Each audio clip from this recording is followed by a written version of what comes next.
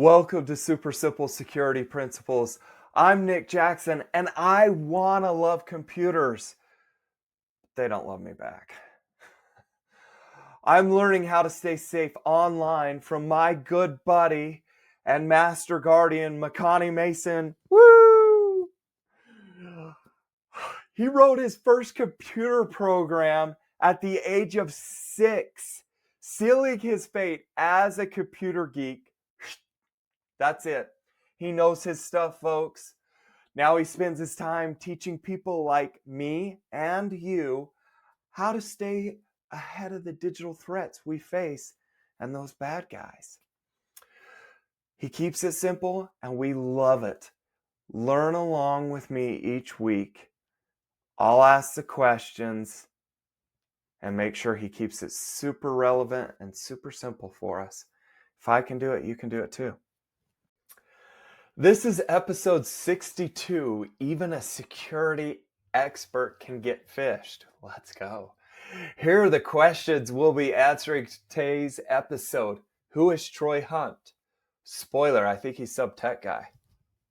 Maybe not much of a spoiler, huh? I might have left you with more questions. How did he get phished? My guess is an expert got gamed at what he's preaching, so let's find out. What are some lessons we can learn from his story? My guess is we all have bad days, but that kind of scares me as security. Who will we be inviting as a guest to the podcast? We're inviting a guest? Let's go. Sort this is a trick one, but you'll see. I think you'll like it. Okay. All right. Well, where do we start, man? I'm kind of excited. Who is this Troy Hunt dude? So we'll get into that. I want to there's just a little bit of introduction I want to start with before, but that's definitely on the list. We want to give you just a brief introduction to Troy Hunt. Okay, perfect. Let's hear it. Absolutely. But what the first thing I want to just say about him is, obviously he's a security expert, right? And he teaches online security. He goes around and gives talks. He publishes things. He has some tools online. He deals with us all the time. But the thing I really like about him in this was, he was humble enough and gracious enough to share like all the little details with us. Okay, cool. And right on. Yeah, like that's pretty amazing to me that he's willing to do that. Yeah. Because, if you think about it, you've got to know there's a lot more stories out there like his that just aren't being shared. Right. Right. Even from security experts. There have been a couple others.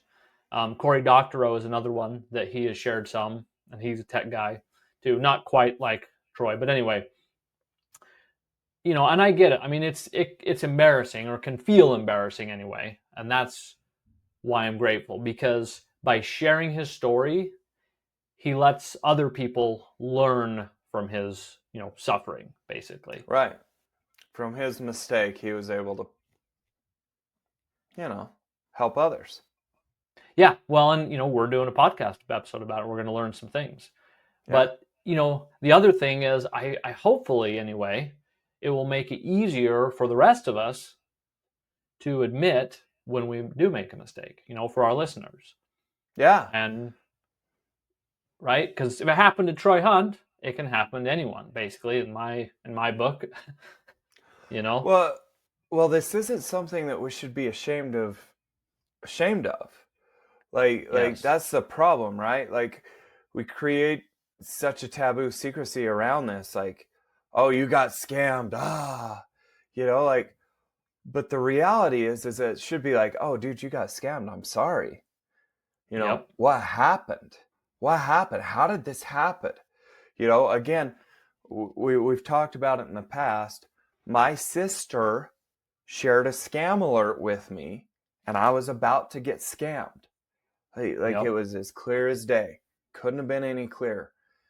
The more we open up about stuff like this, and the more we're willing to admit, hey, look, yes, it happened to me. Okay, dude, have a little empathy. That sucks.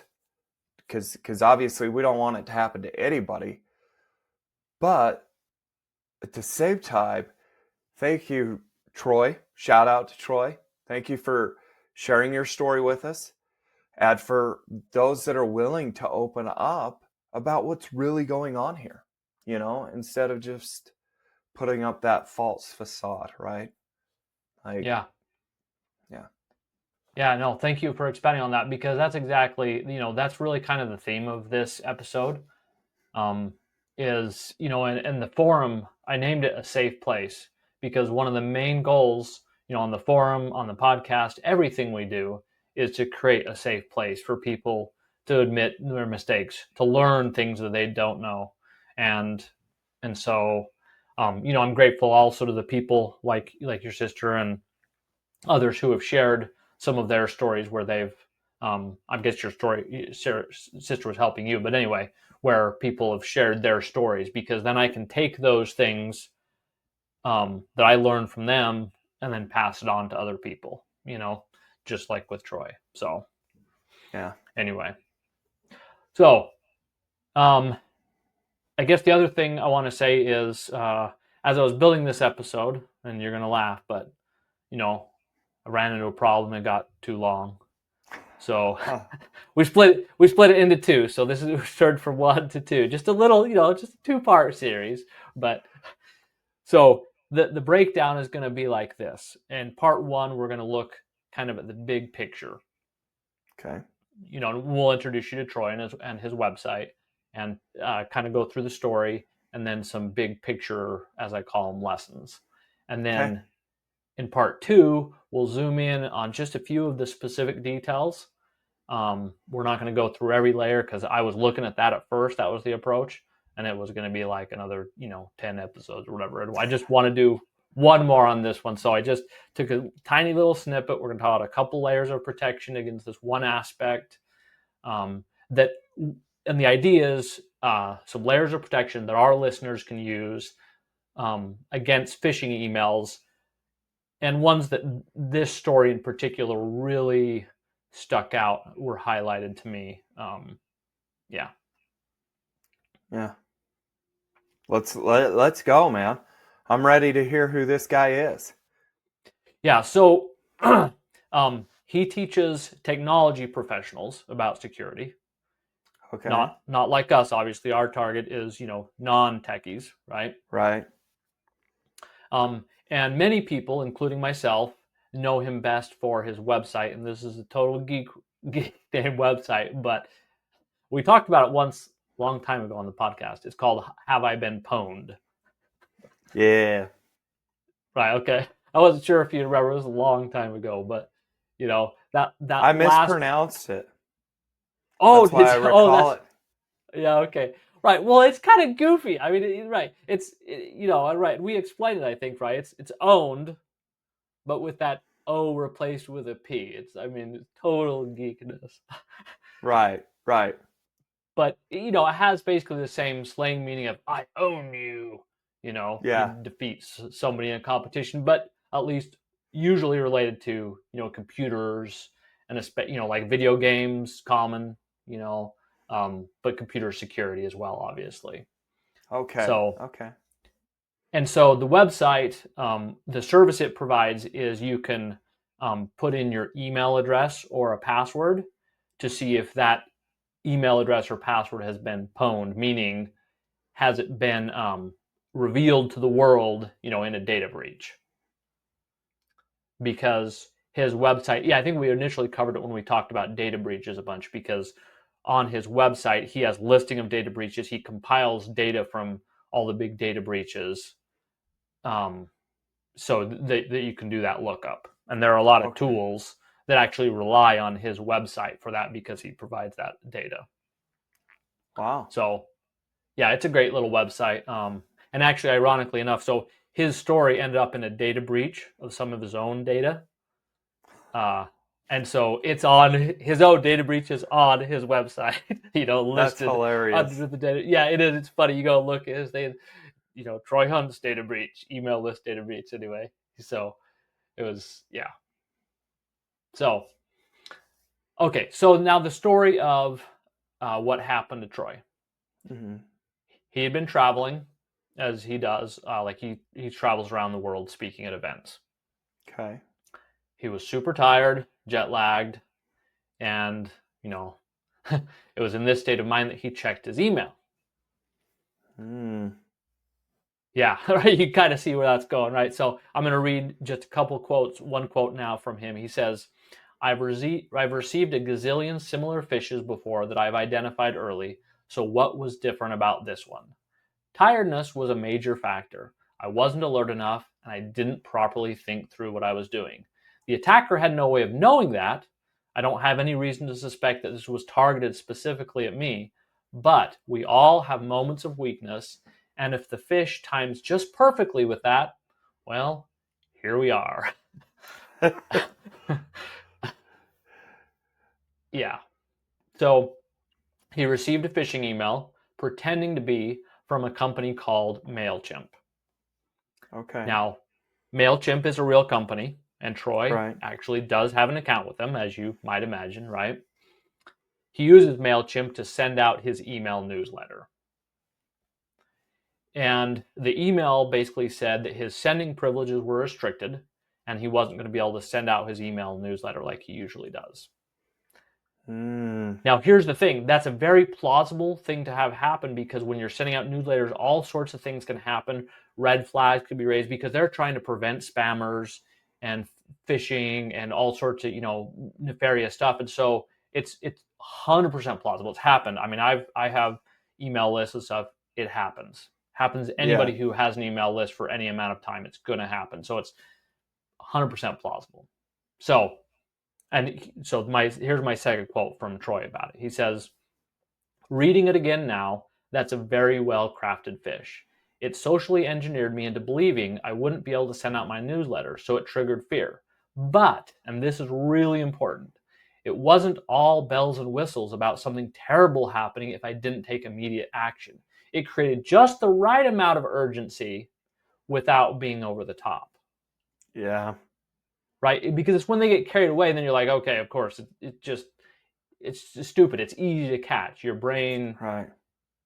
right? So anyway, next he clicked on the link in his email,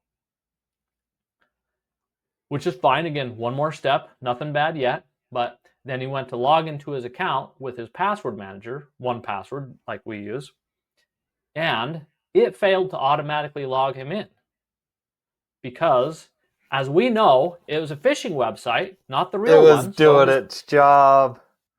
no, but it didn't. That's the thing. What I'm saying, it did its job. It did It not did. log him in. Right. That's what I meant. One Oh, Password was doing its job. It was keeping yeah. him safe. It wasn't fooled, right? Yeah. Right. But in his tired state of mind, and because sometimes this happens, and that's a different topic we're going to get into more later, but he proceeded to manually copy and paste his username and password from 1Password into his website. Then it asked for his two-factor authentication token, which he also proceeded to manually enter. Right Oh. now, and that's when it was, that's when they got in. The moment he had done that, the hackers had access to his real MailChimp account, and they downloaded his email list. Mm. Now, basically, at that same moment that it happened, with the delay and just kind of all the things his brain had been processing, he's like, oh, he knew what He happened. knew. He knew. But it was too late because it was 100% automated. And so the moment they had access to it, boom, it just all happened. They were able to get in, download his email list, and then, he locked them out, but they'd already stolen Had the what data. they need. Yep. Yep. Yeah. So any questions, anything unclear in that story that we got too technical or anything? No, unfortunately. That was the worst part. Like, you're telling me this, and I'm like, no, 1Password was doing its job. Like, this is me, a non-techie, knowing that, like, look, if you click on it and it doesn't work, it's probably because the websites don't match, and that means it's a phishing website, right? Like, Yeah. so, Yep. Yeah. brutal. Yeah. So before we jump into the lessons, I just want to give a caveat on here is, um, the whole point of this is not to, critique Troy or, All right. point fingers at him or be like, oh, whatever. Not even to give him advice or anything. It's really just to kind of uh, embrace that gift that he gave us and just see what we can learn from it for ourselves for the future. Right. Because I'm sure there's nothing I'm gonna, teach you guys that he doesn't already know. It was just he was tired. Right. Just had a you know, moment of weakness. can happen to anybody. So Yep. anyway, so any before I have three lessons that I have any lessons that jump out at you that you want to comment on before we Just yeah that it should probably be a red flag if you're using a password manager and it doesn't like the website. It should yep probably be a good time to take a moment and pause and, yep and think. That's my thought. yeah You know. 100%. So. Well, and and he commented on it in his post too. And the thing I'll add there is, not only should you pause, but then so the problem is sometimes you Should use go your direct to the website after that, like, right? well, yeah. So, but that the problem here is that the reason why it didn't raise more of a red flag for him, because and I know you've experienced this as well, but sometimes there are multiple places where you use the same username and password that are totally different domains, totally Mm-hmm. different websites. And so now most password managers, definitely 1Password, can handle that, but Right. you have to help them know. So you'll have to edit your thing in there and make sure that you get both websites associated with that entry, right? And then it Right. won't stumble on it in the future. And obviously, anytime you add one, you want to be very careful about it. But that's what it should trigger. Is it should trigger you looking at it and then deciding, okay, is this actually a separate place that I'm using it at, or is it a phishing website? And you want to obviously be really careful about that verification. But anyway, that's where a big part of the problem comes from, is because it's Okay. so common these days to have a username and password with that you use at multiple websites that that makes that not as much of a red flag as it would be. Does that make That makes sense? sense. Yeah, that makes sense. Yep. And he showed an example in his blog post about it where he had a different account that, I mean, it's totally different looking, and it's just yeah, that's what happens. So okay, so lesson number one, and we won't cover this a lot because you did a real job introducing this at the start, but is it can happen to anyone. Okay. Um, it can happen to a security expert. It's clearly not just a matter of knowing enough, being smart enough. So if it does happen to you, please don't be like, I'm so stupid. It doesn't mean you're ignorant or incompetent or anything else other than just being human, Yeah. you know? Right. And honestly, for me, as important as I've seen this in the world, that one lesson was enough for me to like be excited about, making this episode. Um, there's just way too much shame and blame when it comes to being a victim of hackers. And just like with most hard things in life, when we make a mistake in online security, it's really nice to know we're not alone. Right. Yeah. So, lesson number two is the system itself is flawed. If somebody like Troy Hunt, if a security expert can fall prey to such an attack, it doesn't, to me, the first thing that really is coming to my mind is not like, what did he do wrong, but what is wrong with the system? Right. And, in this case specifically, it's the email system, right? Right.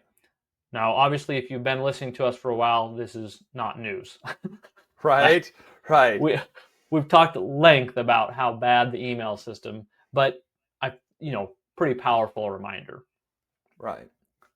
Means we still have work to do, a war to fight. And one of the ways is to share our stories. And then in next episode we'll talk about more detailed the layers of protection. But and I'll add this actually. I don't know if I've told you this, but I have aspirations. I have a lot of projects. This is one of my favorites, and it's a big one. But I want to fix our email system. Let's go. Because I got software developer, I've all that security. Like I know how to fix it.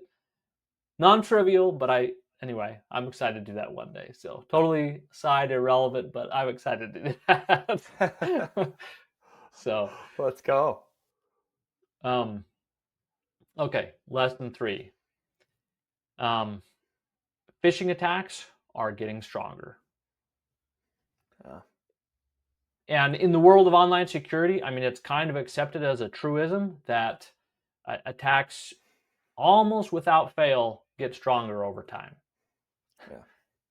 And, this is a perfect example. And I would add too, there's still a massive flood of like super poor quality phishing emails that go out. And so I think that can lull us into, kind of a false sense of security. Yeah. Because there are, it's a slowly increasing number of well-crafted phishing attacks, but that blend of all the old crappy ones that are still kicking around, it kind of, part of our brain just wants to dismiss the notion of a phishing attack, right? Right. Honestly. Yeah. I do. Like, you see the super simple ones and you're like, see, that's a phishing scheme. Duh. So obvious that all of a sudden then when a well-crafted one comes along, you're like, Yeah. Yeah. Yep. And even worse is this was a well-crafted one, but it wasn't targeted specifically at Troy, right? Right. The more targeted, generally we have a correlation with higher quality, right? Right. But I mean, this was probably targeted, like slightly at, maybe all the people that they knew of that they thought had an account with MailChimp. So it was like semi-targeted probably. Yeah. But, it just kind of gives you an idea of the overall skill level and capability, I think in large part with AI, that, the way it's trending anyway, just getting more and more. So the lesson here, okay, in my mind is the time to take action is now, right? Because the attacks are going to get stronger over time. We know that. The question is, are the defenses that we're using, are they getting stronger too? It's a fair question. Because they can be. I believe we can get ahead, we can stay ahead of the bad guys, and that's why we're here, right? That's what we want to do. But that's kind of the lesson is they're getting stronger, so we need to not wait until we get compromised. We need to build up our defenses proactively. So, and then actually I have a bonus lesson because I did my 3, but then as part of my process is after I get my notes ready, I have Kem review them. Right. And so he had one significant point that he mentioned that I didn't have in here. So I just, So in this case, Troy immediately figured out that he got phished. Yeah. And there's a number of reasons why that is. But in many cases, you may get phished and not know it for a long time, if ever. Right? Especially if you're not a security expert. Right. Right? And again, so why does this matter? And I don't know. For me, it's basically one more reason to protect yourself against phishing, because phishing is still the most common attack out there. Yeah. And like we talked about, there's tons and tons of lousy ones, and millions probably that are failing every day. But they're still doing it. It's clearly working often enough.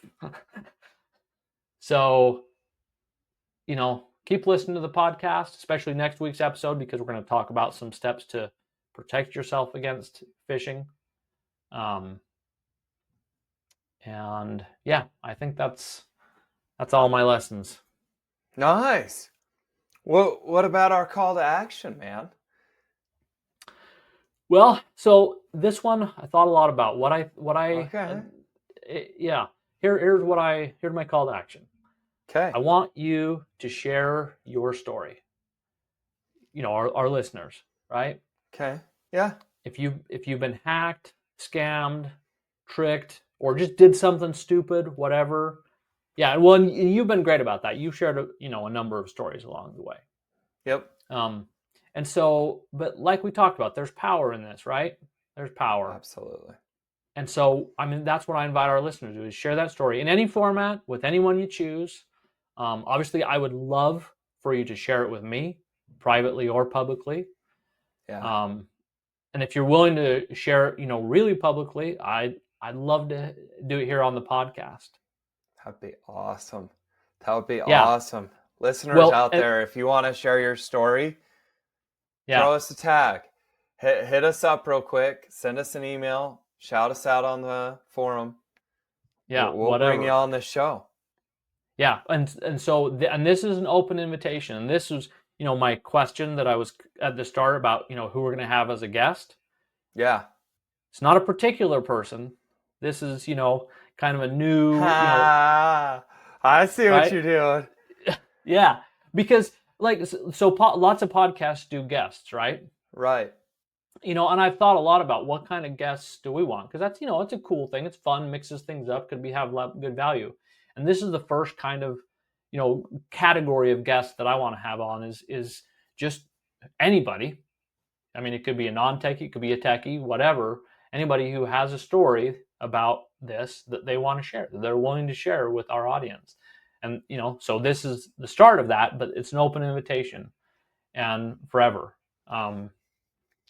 So, and the way I figured we'd do it is, if somebody comes on, we can walk through the story, answer any questions about it that they have.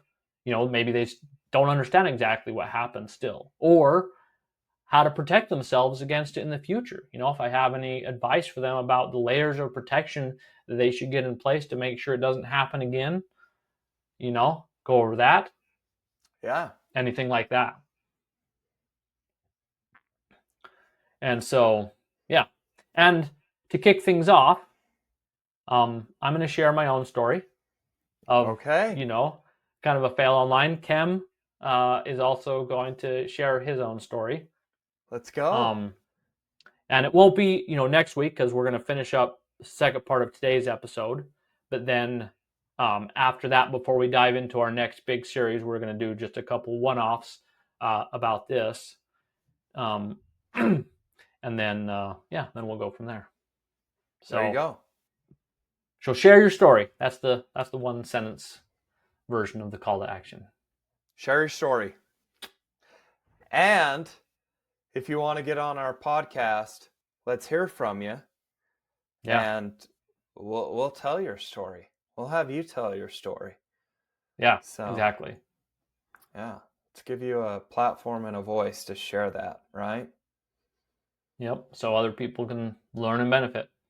Yeah, absolutely. Love it. Okay, well, just as a spoiler, since, you've been stealing a lot of my thunder, man. A lot of it.